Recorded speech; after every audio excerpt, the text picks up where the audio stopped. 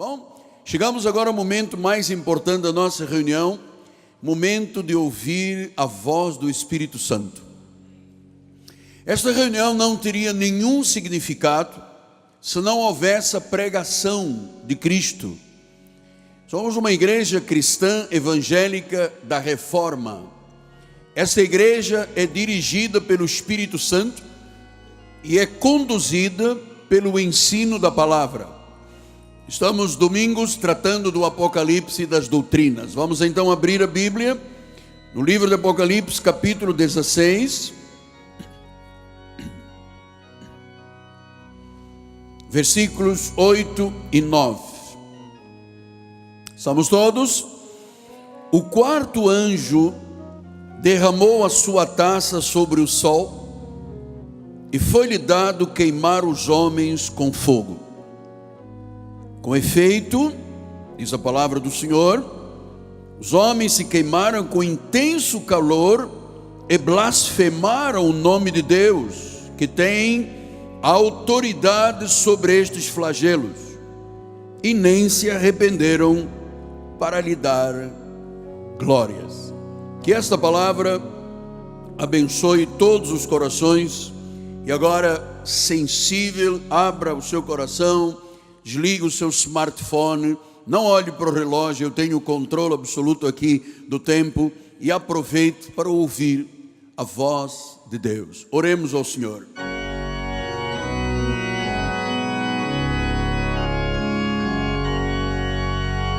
Senhor Jesus Cristo, continuamos engrandecendo o Teu nome. O Teu nome é o nome que está sobre todo nome. Jesus, o soberano, o nosso pastor, o nosso Senhor, o nosso redentor, o nosso mediador, o juiz, o advogado, o bom pastor, a brilhante estrela da manhã, a rosa de Saron. Sim, és Tu, Jesus. Damos glórias a Deus. E agora, Pai, na Tua presença, abrimos, rasgamos o coração, para que a palavra seja semeada em terra boa, terra fértil, e então produza frutos para a glória do Senhor.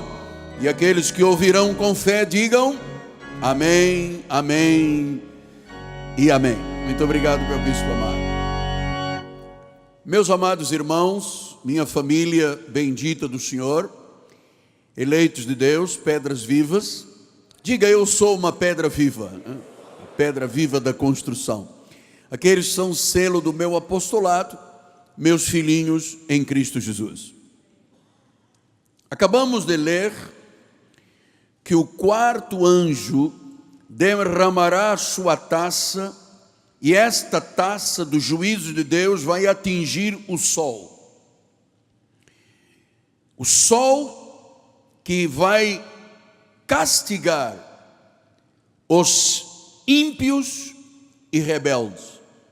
Vejam, senhores, que o sol, que é um benfeitor da terra, você que já tem uma idade madura, não deixe de tomar sol. Sol é bom.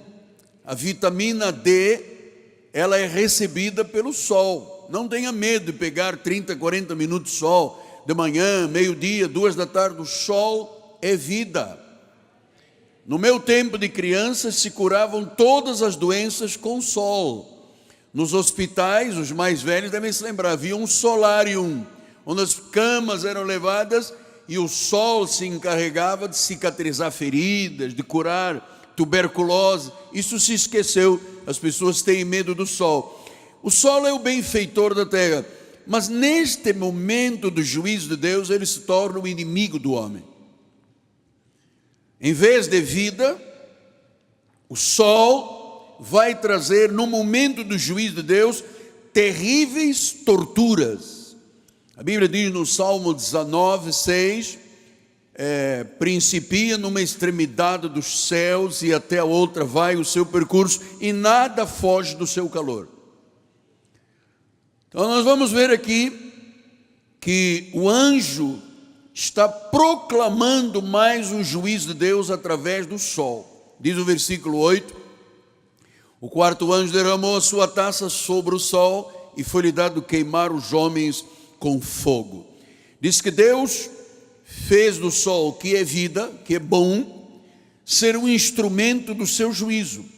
Essa palavra foi-lhe dado vem de uma palavra grega edotei, que quer dizer foi permitido, foi dada autoridade. E a Bíblia diz para queimar. Queimar também vem de uma palavra original grega kaumatizai, quer dizer queimar de forma dramática, vai ser um terrível acontecimento. E diz que os homens, quem são estes homens que o sol vai infligir uma tortura de queimá-los com calor excedente? Quem são estas pessoas? Isto é, para a igreja de Jesus? Não, absolutamente. Nós não temos parte com a ira de Deus, nós não fomos postos para a ira. Ele diz no livro do Apocalipse 14:9: seguiu-se a estes outro anjo, o terceiro, dizendo em grande voz: se alguém adora a besta, então as penalidades de Deus são para os adoradores da besta e da sua imagem. Então nós temos que saber que estas pessoas, adoradores da besta, são as pessoas que blasfemam o nome de Deus. Vamos voltar lá em Apocalipse 16:9, que diz assim, Apocalipse 16:9, diz que estas pessoas se queimaram com intenso calor e blasfemaram o nome de Deus, que tem autoridade sobre tudo, sobre os flagelos, e diz que nem se arrependeram para lhe dar glórias. Então diz que blasfemaram. Meus amados, como nós estamos estudando versículo por versículo e interpretando, nós estamos fazendo a hermenêutica, a interpretação da Bíblia, e paralelamente eu faço a explicação, a exegese. Então, hermenêutica é fundamental para você poder interpretar cada sinal, cada palavra da Bíblia Sagrada. Ele diz que foram queimados os que blasfemaram o nome de Deus, não se arrependeram, não deram glórias a Deus. Então os senhores já sabem que existem nesta terra duas sementes: a semente da salvação e a semente da perdição, os filhos de Deus e os filhos do diabo, aqueles que são ovelhinhas do Senhor, ovelhas de Deus, e aqueles que são cabritos, aqueles que são joio da perdição e trigo da salvação. Então diz que essas pessoas não se arrependeram. Vamos conversar um pouquinho sobre esta questão de arrependimento, porque o arrependimento, na realidade, para nós que vivemos o novo pacto, se chama reconciliação. Mas o que é o arrependimento? Você sabe que todo ser humano, antes de confessar Jesus como Senhor e Salvador, tem uma deformação espiritual. Uma deformação espiritual, chama-se pecado. Então, quando a pessoa se arrepende, ela tem a cura da sua deformação espiritual. Tem uma mudança na sua mente, tem uma mudança na sua alma, tem um novo nascimento. Pastor, e quem faz esta obra para que eu e você pudéssemos estar aqui reconciliados com Deus, arrependidos do passado? Quem faz essa obra? Isto é força mental do pastor da igreja? Absoluto, eu sou pó. Quem cura, quem faz a mudança, quem regenera, quem converte, é o Espírito Santo de Deus. Isto é maravilhoso. Eu me recordo, eu era um católico apostólico romano. Eu nasci na tradição portuguesa, em África, e era comum, todo mundo nascia em lar católico e continuava católico até a morte. Eu não tinha ideia de quem era Jesus. Eu sabia quem era São Judas Tadeu, Nossa Senhora de Fátima, Maria, a igreja romana, mas eu não sabia quem era Jesus. Então eu estava como todos estivemos um dia, mortos em pecados e delitos. Agora, por favor, senhores, olhem a obra que somente o Espírito Santo faz. Mais ninguém pode fazer isso. Está registrado no livro de Tito, capítulo 3, versículo 5. Ele diz assim: não por obras de justiça praticadas por nós, ou seja, ninguém é salvo por obras, mas segundo a sua misericórdia, graças a Deus que Deus teve misericórdia de nós, e a Bíblia diz, Ele nos salvou mediante, agora vejam isso, porque isso é espetacular, isso é uma bênção de Deus, hein? Abra aí a sua mente e o seu coração. Ele nos salvou mediante, foi Ele, diga foi Ele, não é o livre-arbítrio, foi Ele, diga outra vez, vamos, foi Ele. Ele nos salvou mediante o lavar regenerador e renovador do Espírito Santo. Portanto, ele não diz, ele nos salvou lavando-nos no batistério da igreja. A água que lava e regenera pelo Espírito Santo é a palavra. Isso é poderoso. Você sabe que a palavra é como um martelo, ela esmiuça a pedra até que a pessoa se renda. A palavra tem a capacidade de tirar a cera espiritual dos ouvidos, a coceira que Paulo fala em Timóteo. Então, diz que é o lavar regenerador do Espírito Santo. E quando isto acontece, diz o versículo 6, que Ele derramou sobre nós ricamente por meio de Jesus Cristo, nosso Salvador. Então, o momento mais importante da vida de um homem, de uma mulher, de uma família, de um cidadão do reino, é o momento em que ele ouve a palavra. Diz que a fé vem pelo ouvir a palavra. Então, o nosso coração é terra fértil, o nosso ouvido tem um tímpano de ovelha, porque só ouve quem é ovelha, o lobo não ouve. Então, quando a palavra vem, ela entra pelo ouvido e vem ao coração e sai pela boca. Esta obra de arrependimento, e devo lhe dizer que arrependimento não existe em 3, 4. A ideia de que eu me arrependi no domingo, e diz a lei, eu aceitei Jesus, porque a Bíblia não fala em aceitar, fala em confessar ou receber, mas não usa a palavra aceitar. Então, eu no domingo aceitei, segunda-feira eu briguei com a sogra, eu perdi a salvação, quarta eu volto à igreja e me arrependo, quinta eu brigo com o vizinho, perdi a salvação, e domingo eu me arrependo outra vez. Senhoras e senhores, isso não existe. Só existe um arrependimento, uma vez e para sempre. Agora veja como o arrependimento na graça se chama reconciliação. E ele diz isso em 2 Coríntios 5,18. Ora, tudo provém de Deus, diga graças a Deus. O homem não tem nada se do céu não lhe for dado. Que nos, veja a soberania de Deus, aqui não tem livre-arbítrio, não é o pastor da igreja, não é o papa, não é o arcebispo. Ele diz que ele nos reconciliou consigo mesmo, por meio de Cristo, e nos deu o ministério da reconciliação. Versículo número 19 disse, a saber que Deus estava em Cristo, reconciliando consigo o mundo. Agora, grave isto por favor, porque isso é doutrina. Não imputando aos homens as suas transgressões. Então, quando você ouvir um pregador dizer, igreja pecadora, saia desse lugar. Ninguém tem o direito de chamar uma pessoa que foi lavada no sangue de Cristo, que o próprio Espírito Santo renovou, regenerou, salvou, reconciliou, e depois chamar de pecador. Você não é um pecador, você foi pecador, mas Deus te reconciliou com Ele mesmo. E Ele diz, não impute transgressões aos homens. Então às vezes as pessoas, os líderes que se encontram aí na reunião me perguntam, mas você não ataca o povo na questão do pecado? Amado, o pecado foi atacado na cruz do Calvário. Ali houve um ponto final. A Bíblia diz: tudo foi consumado.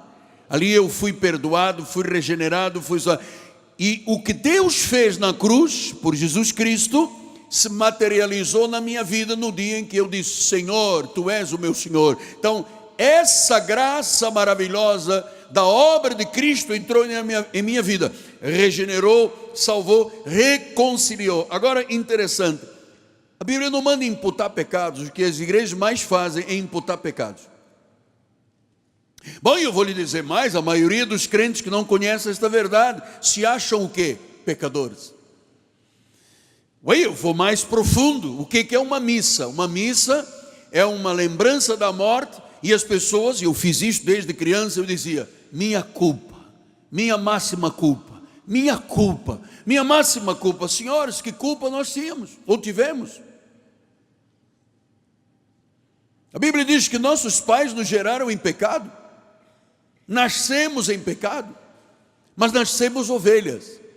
E no dia em que estas verdades chegam à nossa vida pela palavra da fé, nós somos reconciliados com o Senhor. E o Senhor diz: nunca mais deixe que alguém impute pecados na sua vida. Não pode imputar pecados. A igreja não tem chamado para imputar pecados. A igreja tem chamado, e a nós nos foi, diz a Bíblia, confiada a palavra de reconciliação. E diz o versículo 20: de sorte que somos embaixadores em nome de Jesus. Olhe o irmão do lado e diga: embaixador. Se for uma senhora, diga embaixatriz, não? Nós somos embaixadores do reino. O embaixador faz o quê? Representa a sua nação. Então diz: nós somos embaixadores para que Deus exorte por nosso intermédio. E nós temos uma missão: dizer às pessoas: reconciliai-vos com Deus. Então vejam, senhores, que até a forma de evangelizar da graça e da lei são diferentes. Como é que se evangeliza, entre aspas, na lei? A pessoa chega e encontra uma pessoa assim: você é um pecador, o diabo vai te pegar, você vai para o inferno. Ou então você aceita Jesus. Como é que a graça de Deus proclama? Você é um eleito, um predestinado, é um escolhido de Deus. Confesse Jesus, reconcilie-se com Ele. Esta é a nossa missão. Então, diz que há pessoas nesta terra que nunca se arrependerão. Não foram postos para isso. Apocalipse 16:9, vamos voltar lá. Com efeito, os homens se queimaram com intenso calor, blasfemaram o nome de Deus, que tem autoridade sobre eles fazer, não se arrependeram nem lhe deram glória. Então, você sabe o que significa blasfemar? Blasfemar significa dizer coisas injuriosas, coisas abusivas, difamar. E você sabe, quem tem o Espírito Santo, quem é salvo, não blasfema. Pode passar por problemas, por lutas, por dificuldades, mas da nossa boca não podem sair palavras frívolas de blasfêmia. Paulo disse isso em 2 Tessalonicenses 2:11. É por este motivo que Deus lhes manda a operação do erro, para darem crédito à mentira. Então, aqueles que dão crédito à mentira são aqueles que blasfemam. E você sabe, blasfemam contra a igreja, blasfemam contra o pastor, blasfemam contra o dízimo, blasfemam contra os hinos, blasfemam contra a pregação. Bem, quem é do diabo vai usar a sua língua para blasfemar. Agora, como nós reconhecemos o que Paulo disse, e reconhecemos o que João, o homem de Pátmos, diz que Jesus é quem tem toda a autoridade. Vamos voltar lá ao 16:9, bispo. Diz que não se arrependeram, porque Ele tem a autoridade. Meus amados, vou lhes dizer uma coisa de pai para filho: não lute contra Deus. Não lute. Não permita blasfêmia nos seus lábios, porque isto debilita a vida. O blasfemo é aquele que diz coisas injuriosas. Nós somos um povo que diz: Deus é soberano, está na Bíblia, eu creio. Você sabe, é muito diferente, porque nós somos o povo que dá glórias a Deus. Diz que o ímpio, que virá esse castigo com o sol que os queimará, diz que não deram glórias a Deus, não se arrependeram. Então, nós somos o povo, quando eu digo nós, todos os salvos à volta do mundo, que entende essa questão de dar glórias a Deus. Paulo disse em 1 Coríntios 1, 29, a fim de que ninguém se vanglorie na presença de Deus. Então o Senhor está dizendo por Paulo, não há glória humana na obra do Senhor, a glória pertence a Jesus Cristo. Fui curado, foi Jesus. Venci uma batalha, foi Jesus. Consegui alcançar um sonho, foi Jesus. Amado, habitue-se a dar glórias a Deus por tudo na sua vida. Diga glória a Deus. Diga glória a Deus. Again, diga glória a Deus. Então diz que ninguém se glorie, versículos 30 e 31, mas vós sois dele. Diga, eu sou de Jesus, em Cristo Jesus. E ele se nos tornou, olha naquela palavra lá, regeneração. Ele se nos tornou, da parte de Deus, o que? Sabedoria. Tu és um homem sábio, tu és uma mulher sábia. Justiça, tu és justo, foste justificado pelo sacrifício de Jesus. Santificado, tu tens a estrutura para ir viver a vida eterna que foi Deus que te concedeu. E és um redimido, ele é o nosso redentor. E a Bíblia diz no versículo 31, ora para que, como está escrito, aquele que se gloria, então glorie-se no Senhor. Então vamos dar mais uma vez glórias a Deus, né? Uma salva de palmas ao Senhor. Amado pastor e bispo da igreja, anjo da minha vida, quem são realmente as pessoas que serão salvas e os que não serão salvos? Vamos agora entrar na segunda parte deste debate, porque eu estou pregando e você faz a repercussão no seu coração e na sua mente. No livro de Atos dos Apóstolos 13, 48, Lucas, o médico Lucas foi quem escreveu o livro de Atos e diz assim, os gentios, quem são os gentios? Gentios são aquelas pessoas que não têm sangue de Israel, não são israelitas, não são judeus. Diz que os gentios, ouvindo isto, ouvindo a palavra, regozijavam-se e glorificavam a palavra do Senhor. Agora ouça, isto é maravilhoso. E creram quem?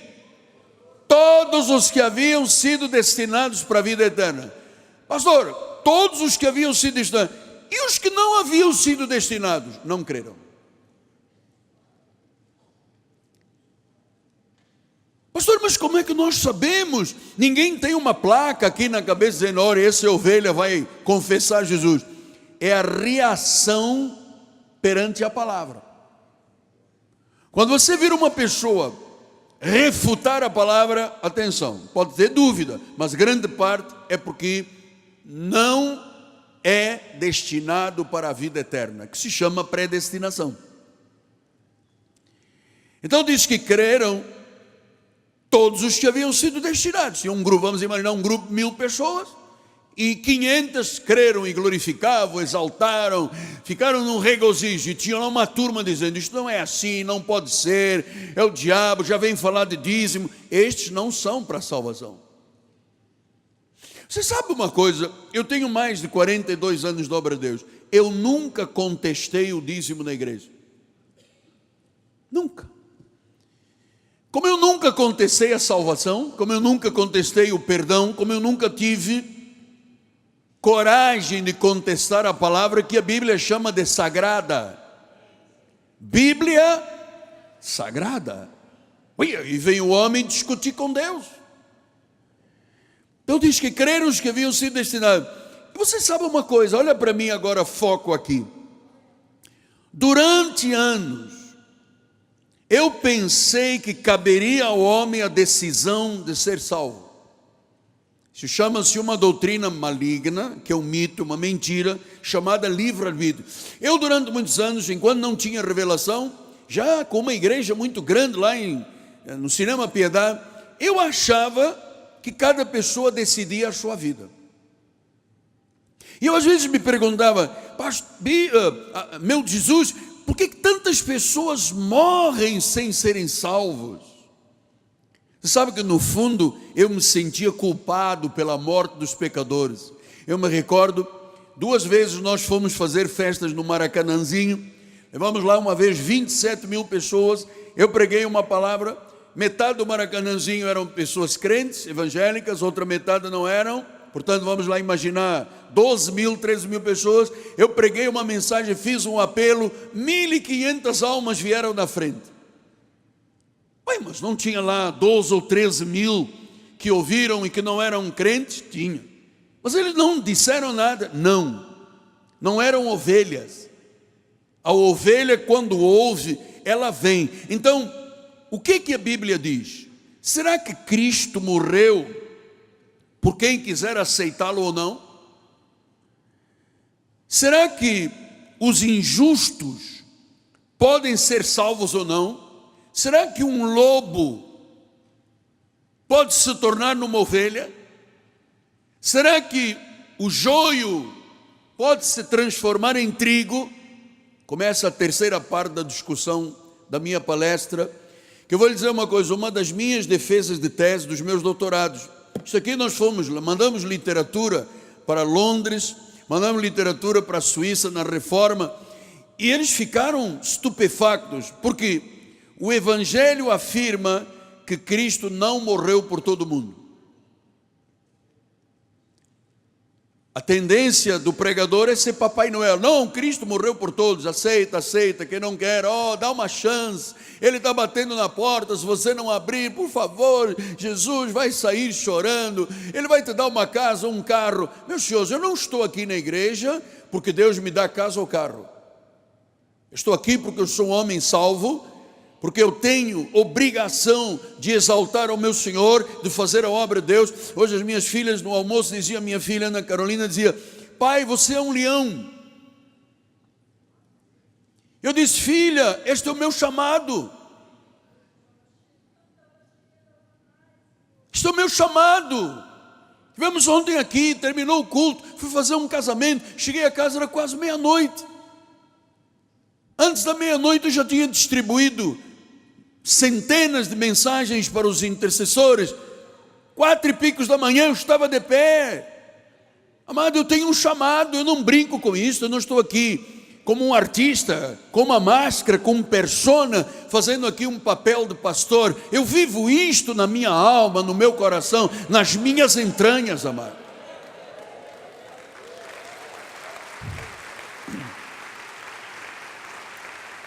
A Ele a glória, a honra, o louvor, a soberania, o império, a força e a majestade.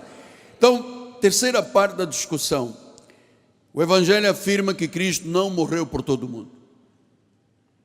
Romanos, aliás, se Ele tivesse morrido por todo mundo seria salvo, não precisaria de igreja. Não é verdade, bispo? Não precisaríamos de igreja. Isso é lógico. Se você quer usar um pouco de lógica, é lógico. Se Ele salvasse todo mundo, por que igreja? Para que pregador? Então em Romanos 5,15 diz, todavia não é assim o dom gratuito como a ofensa, porque se pela ofensa de um só morreram muitos, guarda estas palavras, muitos, muito mais a graça de Deus e pelo dom pela graça de um só homem, Jesus Cristo, foram abundando sobre muitos. Você está vendo, não é todos, o Senhor está falando sobre muitos. Quem são estes muitos?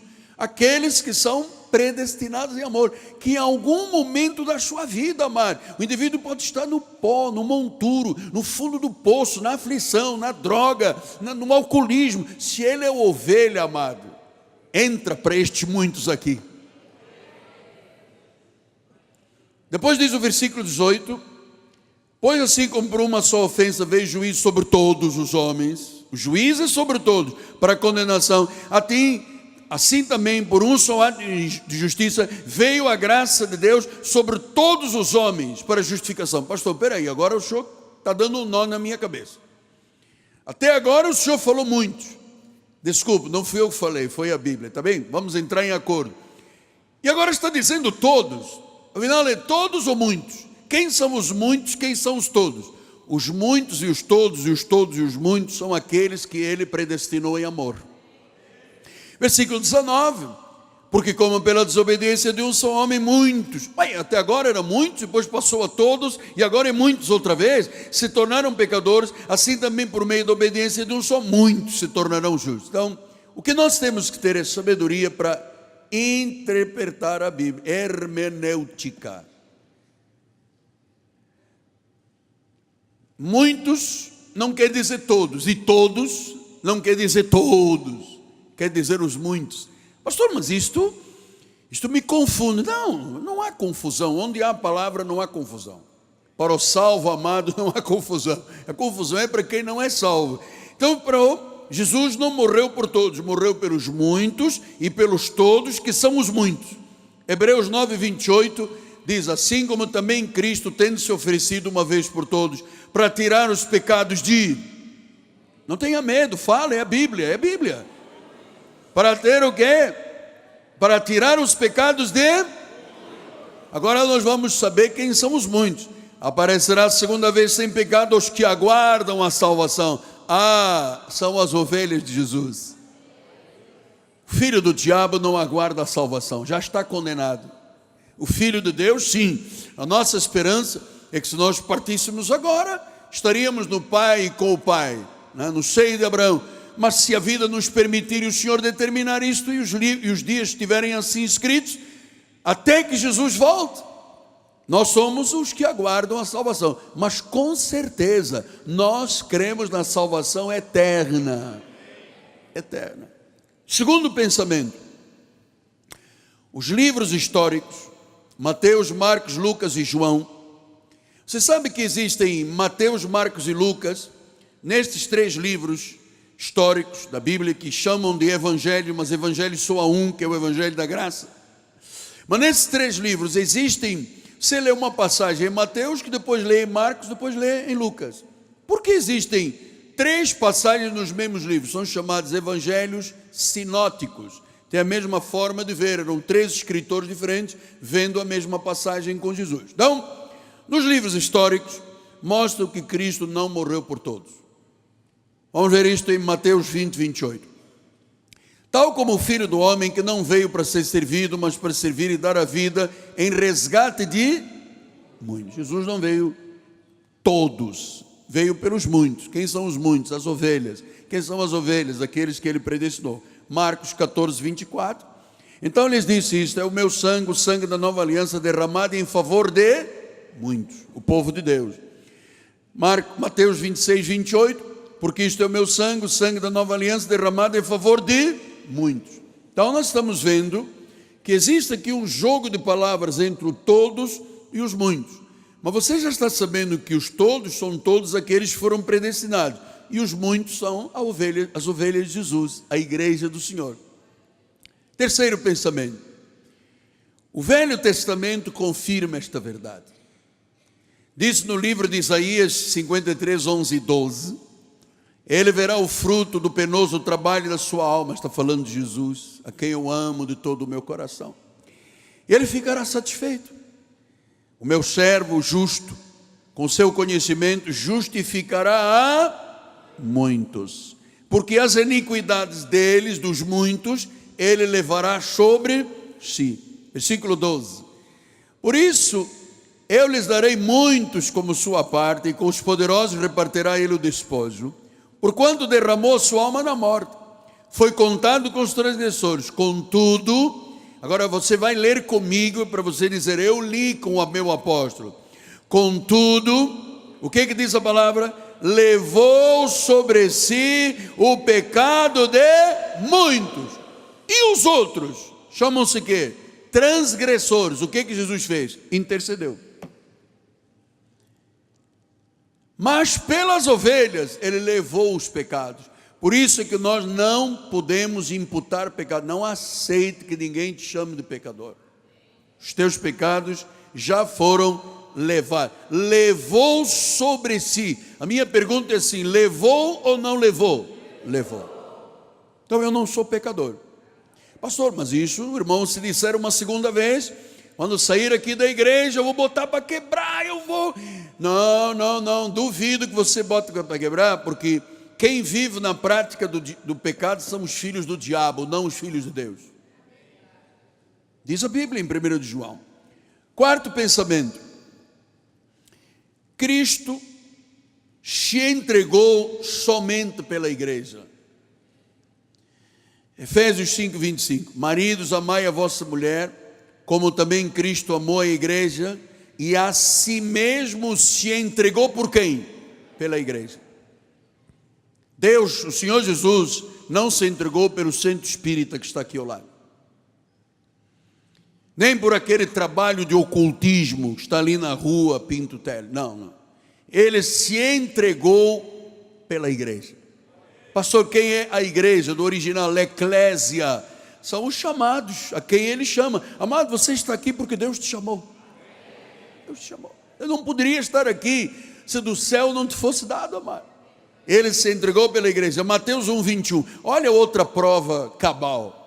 Sem temor de, pode estar errado. Aqui não se erra porque se mostra na Bíblia. Mateus 1:21. Ela dará à luz um filho, e lhe porás o nome de Jesus, porque ele salvará todos os povos. Não, você está me desmentindo, gente? Eu sou o pastor da igreja. Ele salvará quem? Dos pecados. Quer dizer que Deus tem um povo nesta terra. Graças a Deus que você é parte deste povo. Povo eleito, povo escolhido, povo predestinado, povo glorificado, povo que tem a imagem do Senhor, povo que foi regenerado, reconciliado, perdoado, eternamente salvo. Diga glória a Deus.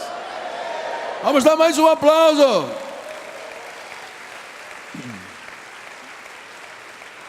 João 10:11.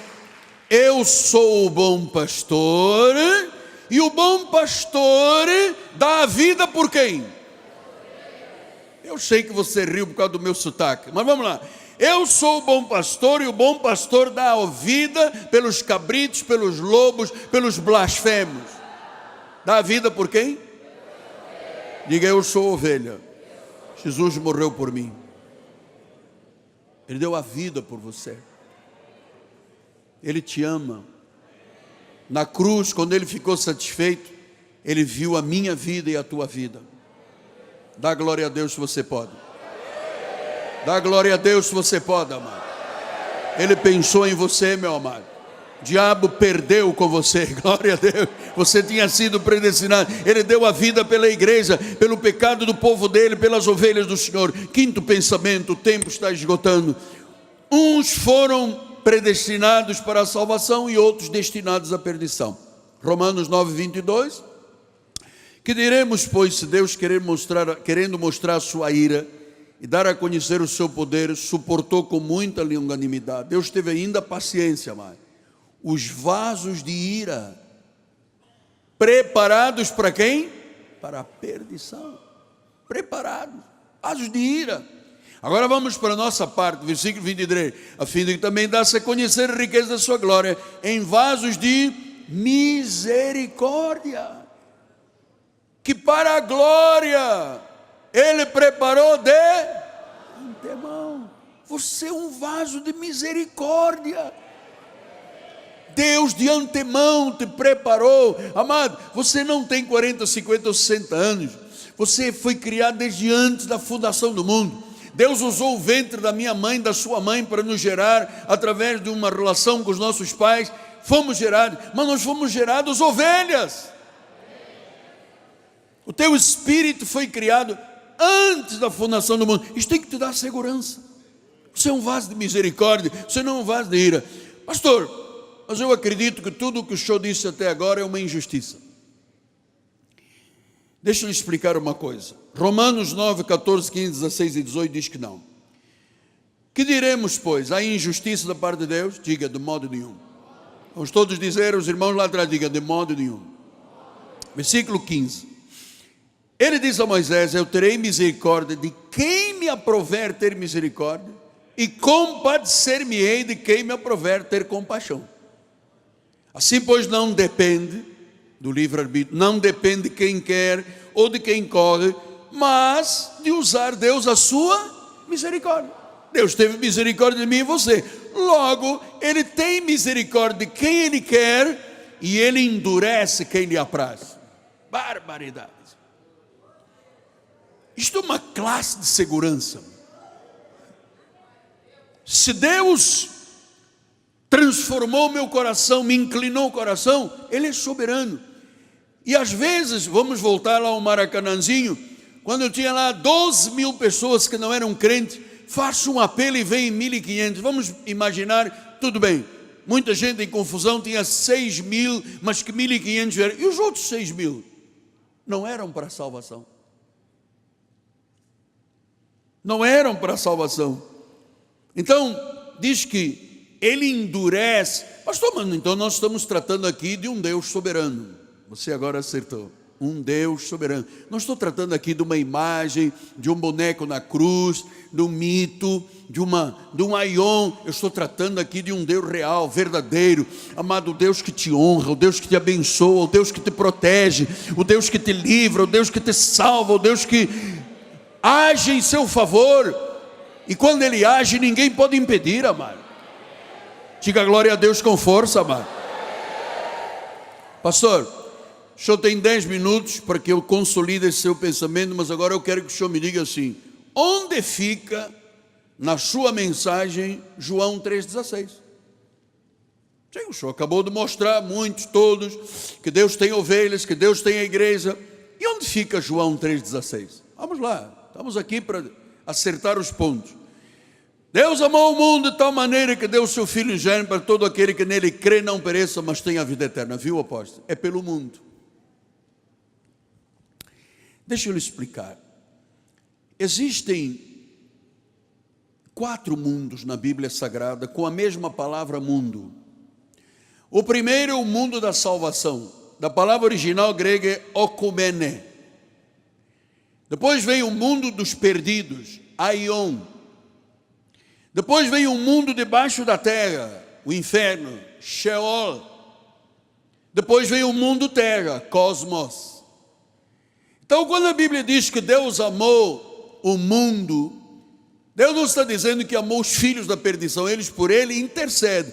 O mundo que Ele amou é o mundo da salvação, o mundo okumene.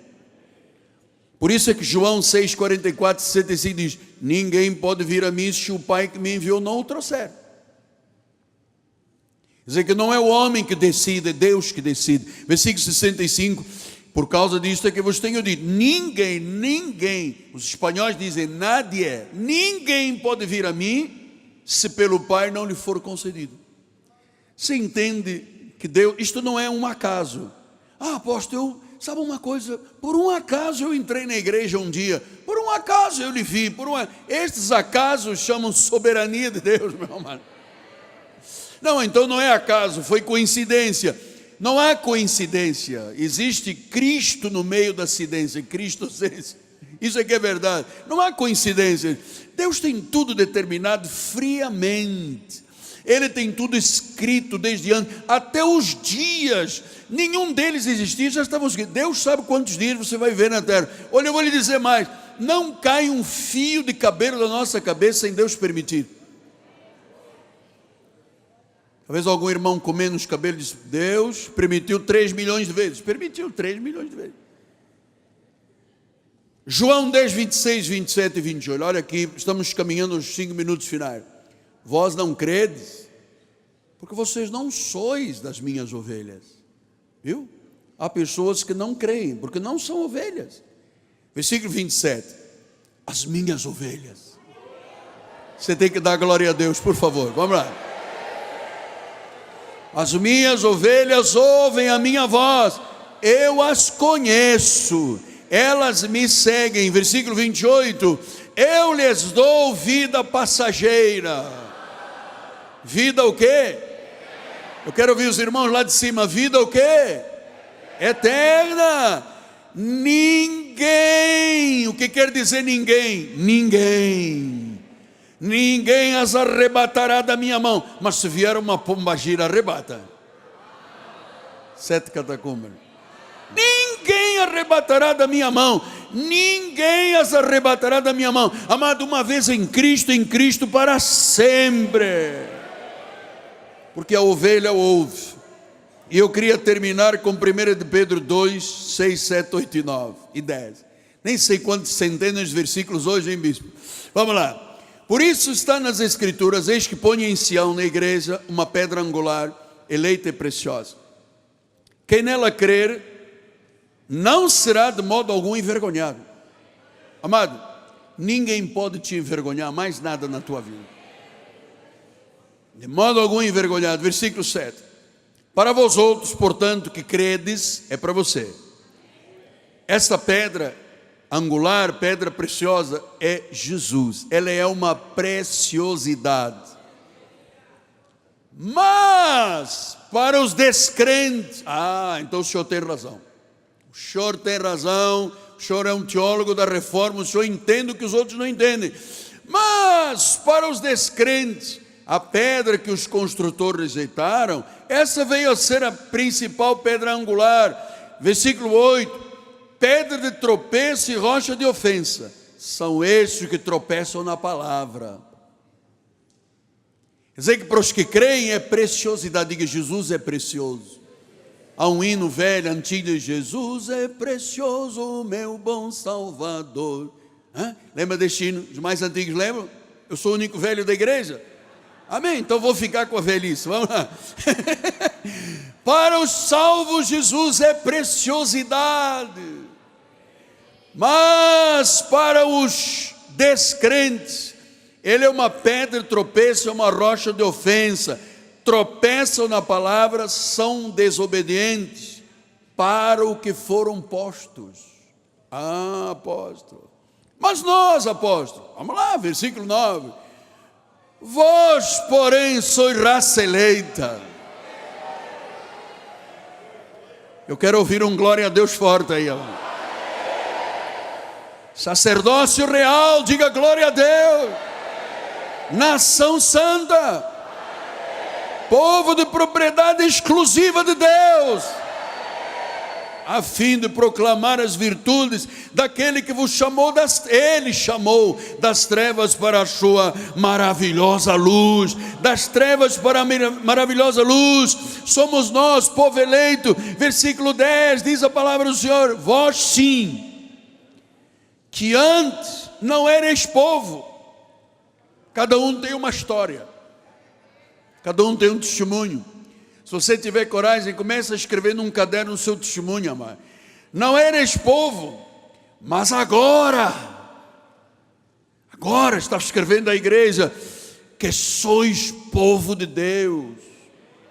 Diga: eu sou povo de Deus. Que não tinhas alcançado misericórdia, mas agora. Pastor, esse agora começou quando? Quando eu confessei Jesus como Senhor. Você alcançou o que? Misericórdia. Então, meus amados, que Deus seja louvado e engrandecido por o seu conhecimento, pelos olhos espirituais iluminados. Você não tem véus, não tem escamas nos olhos. Você entende: uma vez em Cristo para sempre. Uma vez perdoado, perdoado para sempre. Uma vez salvo, salvo para sempre. Ninguém te arrebatará das mãos de Jesus. Ninguém quer dizer ninguém, nobody, nadie. Ninguém pode contra aquele que tem Jesus. Maior é aquele que está em nós do que aquele que está neste mundo. Se Deus é por nós, quem será contra nós? Vamos aplaudir ao Senhor com força. Aleluia! As minhas ovelhas ouvem a minha voz. Os descrentes são pedra de tropeço, mas vós sois raça eleita, sacerdócio real, nação santa, povo de propriedade exclusiva de Deus. 104 versículos. Onde você encontra isto? No Rio, no Brasil ou no mundo? Curve a sua cabeça. Pai amado e bendito, que maravilha, Pai. Estamos aqui sendo alimentados com alimento sólido. Aqui temos experimentados homens e mulheres maduros. A palavra correu pela internet, pelo satélite. Deus está completando a obra na vida de muita gente. Talvez você tenha vivido, alguém que me ouve, cego espiritual, Deus tirou hoje as escamas. Talvez você tenha vivido trôpego, com joelhos e tornozelos trôpegos, como diz a palavra. Hoje você está firme. Hoje você caminhará com ousadia, com determinação, com fé. E se eventualmente tu estás esperando contra a esperança, não duvides, a obra se completará, em nome de Jesus. E aqueles que são propriedade exclusiva do Senhor, digam amém. Digam amém. Cante o amém, que vai fazer bem ao teu coração. Diga amém.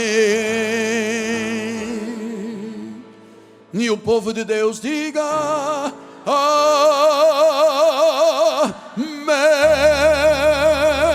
Vamos dizer uma vez mais, isto faz bem à alma. E o povo de Deus diga amém.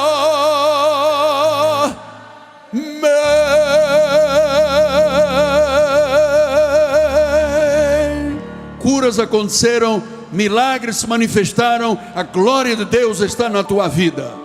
Diga glória a Deus. Amado, eu quero que você seja ousado. Há fé ou não há fé nesta igreja? Diga glória a Deus. Isso aí.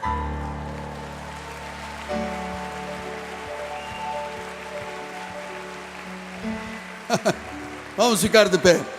Bispo Nacional vai dar a bênção final.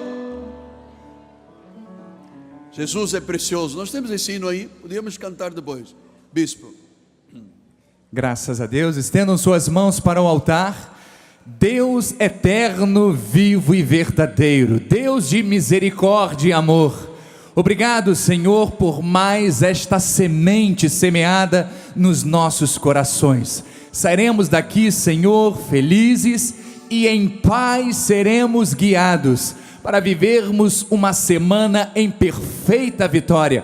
Que a tua graça, a paz, a misericórdia, o amor e as doces consolações do teu Espírito se manifestem hoje e eternamente, Senhor. Que os teus anjos nos guiem em perfeita vitória para chegarmos ao nosso lar de forma vitoriosa. Assim, com fé, nós oramos e profetizamos, e aqueles que foram reconciliados com Cristo, digam amém e amém. Graça e paz, povo eleito e predestinado de Deus.